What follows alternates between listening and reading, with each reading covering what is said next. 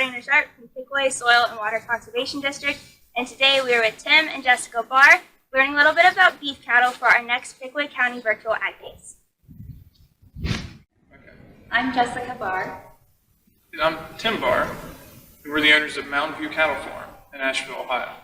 So we're a third generation old Hereford cattle farm, mainly raised for beef.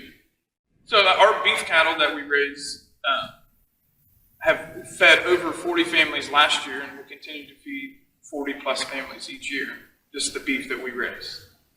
We do direct freezer beef sales with families that we know. But we're a full finish operation, so we have the cows and the calves. They stay on pasture until they're roughly 7 months old, and then we grain finish all of our beef.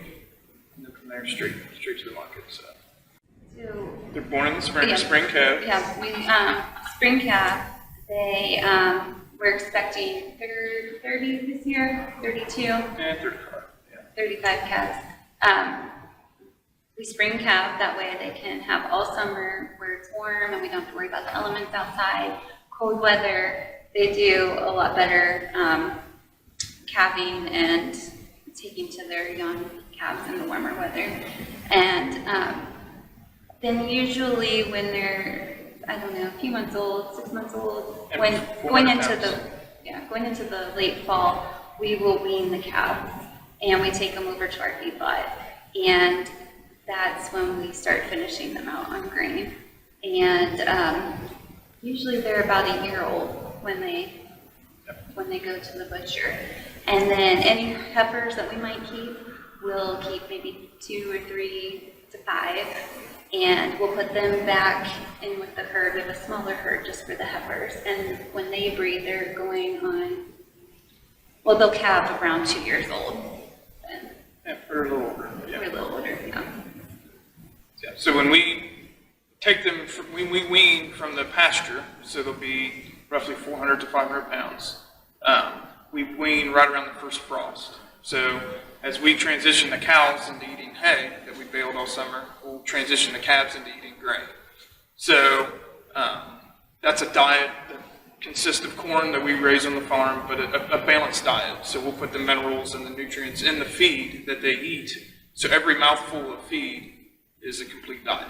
So it'd be like eating your vegetables and your meat and everything else, your candy, all in one, and then that's how they'll grow. So protein levels are important in the ration that we give them, and we can show you a sample of what we feed them. So they'll eat that for 8 months, maybe 10 months, just depending on how fast they grow. But then when they get the weight about 1,000 to 1,200 pounds, that's our finished weight. So genetics is a key in what we try to raise. We want a calf that finishes with less input. So like the sooner age-wise that they finish, that's better for us. That's less input on the farm, but it also gives them a better prime choice cut of meat. So that's how we do it.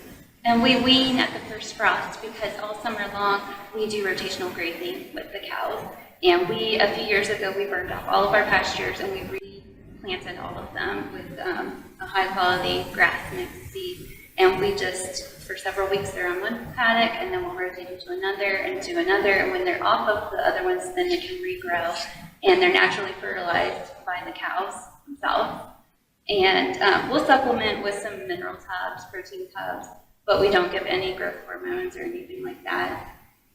They get all of their nutrition basically from the grass that they eat, and then what they finish out with the grain that we feed them.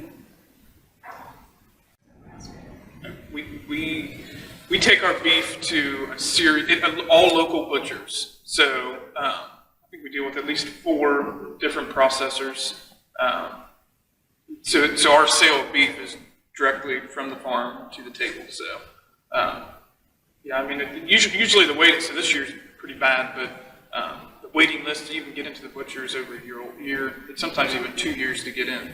So we have to market accordingly to when we know we'll have calves available. So I mean, we can tell you, like, we take to like A's, and we use Blystone, Sharps, Crossroads, Fast Freeze, like any, and that's more like the end user. So if you were buying beef, that's where we would You would say, hey, can you take it here? And we would go. And how that process works is we have a schedule. We know when the beef is going in. We take the cow ourselves to the butcher, and then the customer who's getting the beef, they get in contact with the butcher, and they make all of the arrangements, how they want it cut up, how they want it packaged, and things like that. That's between them, and they can get it customized however they want. If they want lots of steaks or all ground beef, it's up to them. We market the cow. We sell the cow, and then you pay for the butchering. So that's how that works. Herefords are beef cattle. They're different from dairy cattle. They were bred in England and came over here in the early 1800s. I think Henry Clay brought them over from Kentucky. When I was a kid, we had cattle, but we were hog farmers. And then the hog market kind of trended down. We kind of got out of hogs. And we always raised cattle, but all for the wrong reason. So we would raise it for like just our family, just a few here and there. Then the market trend was better for cattle, so we decided to get back into it. We picked the Hereford breed because they're very docile. Like, we can pet all of our cows. They're not wild and tear up stuff and make gates. Beef cattle are known to be aggressive. They're not as friendly as dairy cattle who are constantly working with humans every day, but our cows are really like giant dogs. I literally go out and pet them every day. Yeah, they're nice. I mean, we don't have to have an aggressive breed. We've done some crossbreeding in the past, but we've always defaulted back to purebred Herefords. Genetics is a big thing. Like, we work hard to get good bulls, good cows, good size, good bone structure, but the beef cow is consistently bred to be more of a meat producer than a dairy cow is a milk producer. So they physically look a lot different. Like on the hoof, like the bone size, and that's all genetics. So it's good. And we run two bulls, not on the same herd. We separate into two herds with two bulls. Try to keep a younger herd of smaller heifers and younger cows, and then we'll blend those over, and then it gives us the opportunity to get a new bull without any direct impact to our herd. Always kind of have a reserve on hand. So they use and collagen into gelatin. I think some byproducts might be makeup. The tallow can be made into like soaps and lotions and things like that. But basically, beef, we have like all of your steaks. There's strip steaks, ribeye steak, sirloin steak, fillet, and then roast. All of the cow can be used with the bone. Oh, the hides, yes, they do use the hides. We read about this recently, yeah. There was an article in Sports Illustrated, and they will tan them in Chicago, specifically at one place, will tan them to the NFL standards, and then they're brought back to Ohio, where the hides are made into footballs. Well, the rate of gain, our targeted is we wanted to gain 3 pounds per day when they're on finishing rations. But they can eat upwards of 5 to 11 pounds of feed per head per day. And how much grain do we order at one time? Like 7,000 pounds. And that'll last 2 weeks. If that. And so they're very hungry. So they're the key when we're trying to grow the calves is not exercise and muscle growth like that. We want them to grow. So it's more of a balanced diet, like nutrition.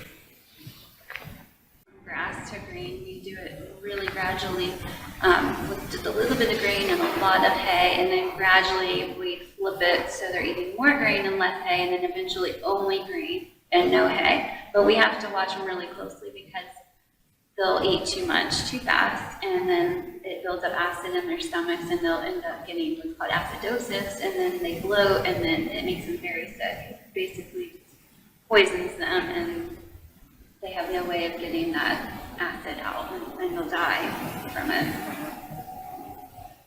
But their stomachs are very sensitive. When we make changes, we have to wait 2 weeks in between each change just to give them that much time to get used to whatever change we made, and then we can increase or whatever we have to do to adjust. And the transition from milk and grass to grain is probably a 2-month, 60-day procedure for us. I mean, we like to transition slowly, Less stress. less stress.